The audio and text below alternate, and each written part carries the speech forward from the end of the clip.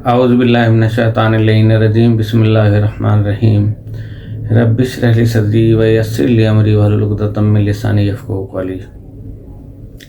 मेरे तमाम family channel के members, non members, subscriber, non subscriber, viewers and non viewers, सबको मेरी जानिब से दिल की अथाह गहराइयों के साथ अस्सलामु अलैकुम वरहमतुल्लाहि वबरकातुहू और साथ ही ईद मिलादुन्नबी आप लोगों को मुबारक हो। अभी मुख्तसर सा मैं प्रोग्राम करूँगा मनाजिल क़ब्र और बरज़ख के बारे में, और ये इंशाल्लाह अभी नशर हो जाएगा एडिट वगैरह के बाद।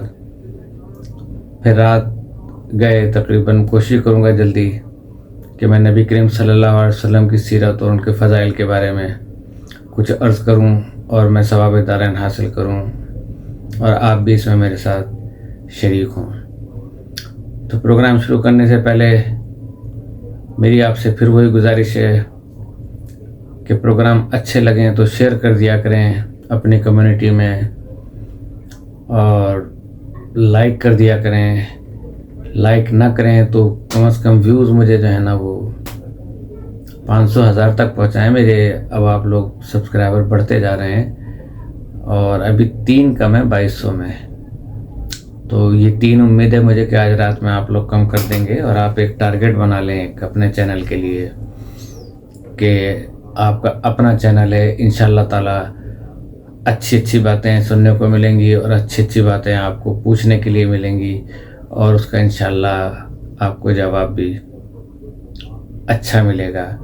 तो क्योंकि मैं इस बात पे ज़रूर यानी फ़ख्र करता हूँ कि मेरे तमाम जो सब्सक्राइबर हैं वो ज़हनी सतह पे मैच्योर हैं, चाहे उनकी उम्रें कम हों या ज़्यादा हों। क्योंकि मैंने ऐसे मैच्योर लोग भी देखे हैं कि जिनकी एजें 18 से 25 साल तक हैं, लेकिन उनका इल्म जो है वो 60 साल की उम्र के बराबर वालों का है। और ऐसे लोग भी देखे हैं कि जो 60-70 साल के हैं, लेकिन उनका इल्म जो है वो 5वीं जमात के बच्चे जितना भी नहीं है। तो ये बहरहाल क्रेडिट आप लोगों को जाता है कि आपने इस चैनल का इंतखाब किया, और जिन लोगों ने भी आपको इस जानिब राग़िब किया, स्टिमुलेट किया कि आप इस चैनल को सब्सक्राइब करें, तो मैं उनका भी शुक्रगुज़ार हूँ। फिर इसी तरह कड़ी से कड़ी जो है ना बनती चली जाती है, हाथों की चैन बनती चली जाती है। इसी तरीके से अब आप लोगों की ज़िम्मेदारी है कि आप अपने चैनल को इसी तरीके से बढ़ाएं और व्यूअर्स भी बढ़ाएं, और साथ ही साथ सब्सक्राइबर जो है ना वो एक टारगेट करें कि जल्द अज जल्द आप ये कर लें। बाकी तो इंशाल्लाह ताला आपको मुझसे कोई शिकायत नहीं होगी। मैं अपनी तमाम तर मसरूफियात ख़त्म करके मेरी कोशिश होती है कि मैं आपके सामने हाजिर हो जाऊँ। बहरहाल इसी के साथ प्रोग्राम में शुरू करता हूँ आपका कि हमने जहाँ पे शुरू किया था कि तीसरा बाब मैंने कहा था कि हम आज शुरू करेंगे और दूसरी मंजिल की तरफ कूच, कि अब घंटी बजने लगी और इसमें से हय्या अला खैरुल अमल की आवाज़ आती थी। ये इस बात का ऐलान था कि अगली मंजिल की तरफ कूच करो। हमने अपने अपने दोबरे और पिश्ताज उठाए, जो सामान हुआ करते थे, ये अरबी और फ़ारसी ज़बान में है, तो वो उठाए और सामान कमर पर लाद के रवाना हो गए। यहाँ तक कि हम सब एक ऐसे दो राह पे पहुँच गए, दूर से हमें स्याहक लोग नज़र आए जो स्याह धुएं की मानिंद हमारी तरफ बढ़ते चले आ रहे थे। मैंने वहाँ के ड्यूटी ऑफिसर से दरियाफ्त किया। यहाँ जो मैं ड्यूटी ऑफिसर और ये चीज़ें बताता हूँ ना, तो अल्लाह ताला ने पूरा एक निज़ाम कायम कर रखा है कि वहाँ पे वो फरिश्ते हैं कि तुम्हारी यहाँ से यहाँ तक ड्यूटी है, यहाँ से यहाँ तक ड्यूटी है, उससे आगे उनका जाना बंद होता है। कि जैसे सदरतुल मुंतहा पे जब नबी करीम सल्लल्लाहु अलैहि वसल्लम मेराज पे गए तो रसूल खुदा ने फरमाया जिब्रील से कि आगे चलो। कहा कि नहीं, मैं इससे आगे नहीं जा सकता, अगर इससे आगे जाऊंगा तो मेरे पर जल जाएंगे। तो इस तरीके से वो हुदूद होती हैं। तो हमने इसको इन अल्फाजों में ढाला ताकि हमारे व्यूवर्स को अब समझ में आ जाए सारी चीज़ें। तो मैंने वहाँ के ड्यूटी ऑफिसर से दरियाफ्त किया कि आया कोई ऐसी तरकीब है कि ये स्याहक साहिबान हमारे साथ ना आ सकें। इसने कहा कि ये तुम्हारे नफूस हैवानियाँ मसलन जुल्म, तकब्बुर, शहवत और गज़ब वगैरह की सूरतें हैं। तुम लोगों से जुदा होना नामुमकिन नहीं है, ये नहीं जान छोड़ेंगे आपकी। کیونکہ آپ جو کچھ بو کے آئے ہیں، لیکن یہ لوگ مختلف قسم کے ہیں، مثلاً خالص سیاہ کالے بھوت یا سیاہ و سفید یا بالکل سفید، اسی لحاظ سے ان کے نام بھی مختلف ہیں، مثلاً امارہ، لوامہ، مطمئنہ وغیرہ۔ اور اگر تم میں سے کسی کا ساتھی سفید و مطمئنہ ہو تو وہ اس کے لیے بہت مفید اور کارآمد ہے۔ آپ نے میرے پچھلے پروگرام دیکھے ہوں گے کہ انسان کے اندر 2 نفس پائے جاتے ہیں، ایک نفس امارہ اور ایک نفس لوامہ۔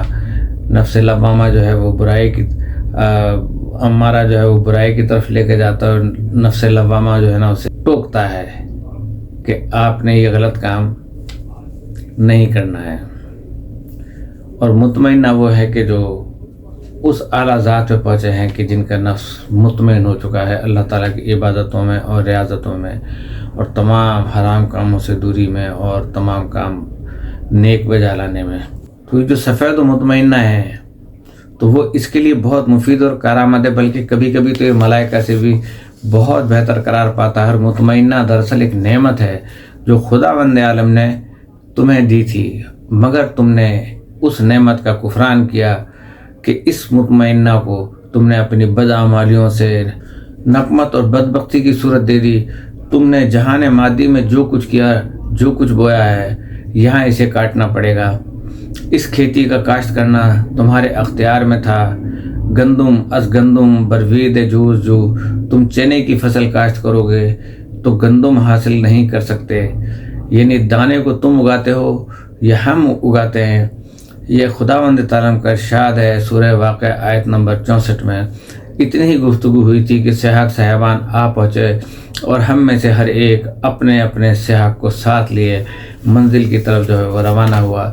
مگر اب ہم باہم متفرق ہو گئے تھے، پہلے اکٹھے تھے، ہم میں سے کچھ تو اپنے اپنے سیاحوں کے پیچھے رہ گئے، بعض لوگ میرے پہلو بہ پہلو چل رہے تھے، اور میں اپنے سیاح کے ساتھ چلا جاتا تھا۔ سیاح کی میں نے تعریف کل آپ کے سامنے بیان کر دی تھی کہ ایک پہاڑی کے دامن میں پہنچ گئے، راستہ بہت تنگ اور سنگلاخ تھا، اور پہاڑی ایک طرف بہت گہرا درہ تھا، پہاڑی کی ایک طرف، مگر یہ درہ بڑا ناہموار تھا۔ میرے جی میں آیا کہ میں پہاڑی کے اوپر جاؤں، کیونکہ نیچے جو درہ تھا اس کی ہوا بڑی گرم اور دم گھٹا جاتا تھا۔ ناگاہ میرا سیاح میرے پاس آیا اور کہنے لگا کہ آپ کا خیال نہایت مناسب ہے، اس لیے کہ درے کی تہہ میں نہ صرف یہ کہ حبس ہے، بلکہ وہاں طرح طرح کے درندے اور موذی جانور بھی ہیں جو آپ کو نقصان پہنچا سکتے ہیں، اور دوسرے یہ کہ پہاڑ کی چوٹی پر چونکہ آپ بلندی پر ہوں گے اس لیے اطراف کا نظارہ بھی کرتے چلیے گا۔ چونکہ دنیا میں بھی عموماً لوگ اپنی برتری جتانے کے لیے بلند آواز سے بولتا تھا، لوگ ہمارے ہاں عموماً اپنی برتری جب جتاتے ہیں تو تیز آواز سے بولتے ہیں، اور وہ سمجھتے ہیں کہ ہم کوئی بہت ہی بلندی کے اوپر چلے گئے ہیں، لیکن بلندی جس چیز کا نام ہے وہ ان کی پستی ہے، ان لوگوں کی جو ایسا سوچتے ہیں۔ تو اس لیے اطراف کا نظارہ بھی کرتے چلیے گا، چونکہ دنیا میں بھی عموماً لوگ اپنی برتری جتانے کے لیے بلند آواز سے بولتا تھا۔ ویسے بھی بلند مراتب حاصل کرنے کا شوق تھا، اس لیے میں پہاڑ کی بلندی کی طرف چلا۔ اب دیکھیں جو کچھ اسے شوق تھا یہاں بھی اس نے وہاں جانا شروع کر دیا، مگر اوپر جانے کے لیے راستہ نہیں تھا، اس لیے میں پہاڑ کے پہلو میں چل رہا تھا، مگر راستہ وہاں بھی ہموار نہیں تھا۔ 2-3 دفعہ تو ایسا ہوا کہ میرے پیر کے نیچے کی مٹی سرک گئی، اور ایک آدھ مرتبہ میں نے ٹھوکر کھائی، قریب تھا کہ میں درے میں گر پڑوں، یعنی گہری کھائی میں گر پڑوں، اس لیے میں نے نزدیک کی خاردار جھاڑیاں پکڑ لیں اور درہ میں گرنے سے محفوظ رہا، مگر میرے ہاتھ اور پہلو اور پیر زخمی ہو گئے تھے۔ ایک دفعہ جو گرا تو میری ناک ایک پتھر سے ٹکرائی، ناک کی ہڈی ٹوٹ گئی اور خون جاری ہو گیا۔ اس سے اس طرف اشارہ ہے کہ جو شخص دنیا میں تکبر کرتا ہے اللہ آخرت میں اس کے غرور کو خاک میں ملا دیتا ہے اور اس کے مقدر میں پتھر رہ جاتے ہیں۔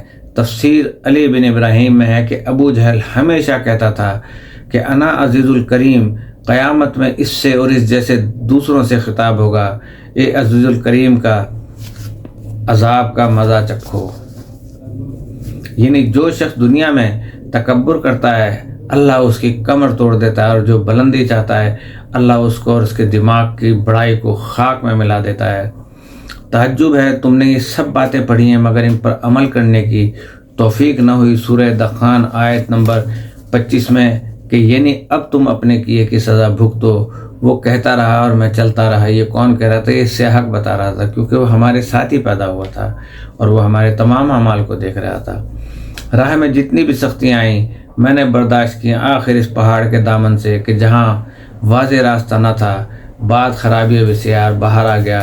درا حالانکہ میرا سارا بدن زخمی تھا اور طبیعت مقدر تھی، اب جو پلٹ کر دیکھا کہ وہ لوگ جو میرے پیچھے اور ساتھ ساتھ چل رہے تھے ان کے پیر پھسلے اور وہ درے کی گہرائیوں میں گر گئے۔ ان کے رونے اور فریادوں کی آوازیں آ رہی تھیں اور ان کی سیاحک ان کے پاس بیٹھے ہوئے ان پر کہہ لگا رہے تھے۔ قصہ مختصر، بڑی مشکل کے بعد ہم ہموار راستے پر آ گئے۔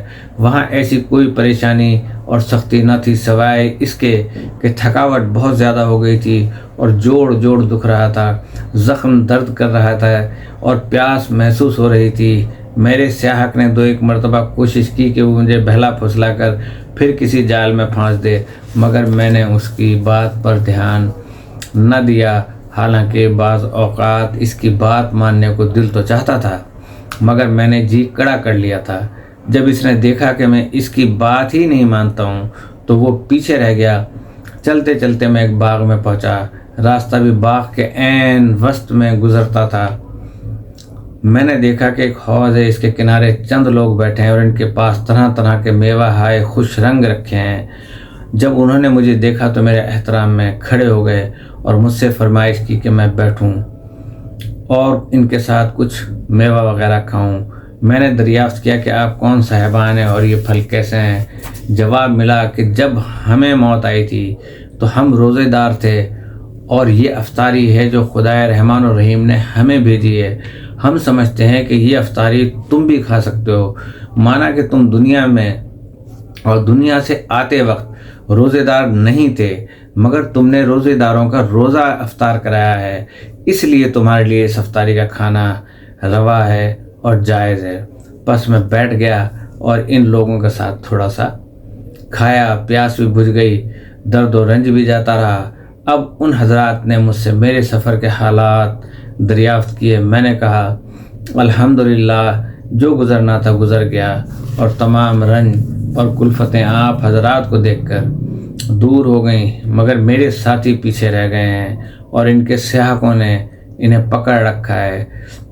جال میں پھانسنے کی کوششیں تو میرے لیے بھی بہت کی تھیں، مگر میں اس کی باتوں میں نہیں آیا اور اب وہ مجھ سے بہت پیچھے رہ گیا ہے۔ مجھے امید ہے کہ اب وہ مجھ تک نہ پہنچ سکے گا۔ وہ ہنسے اور بولے کہ ایسا نہیں ہے، اس باغ میں تو وہ صرف اپنا مکر و فریب اور جھوٹ کا حربہ ہم پر استعمال کر سکتے ہیں، مگر ہم آگے روانہ ہوں گے تو وہ کسی مختصر راستے سے ضرور ہم تک پہنچ جائیں گے اور ہمیں تباہ کرنے کے لیے ہم سے باقاعدہ جنگ کریں گے۔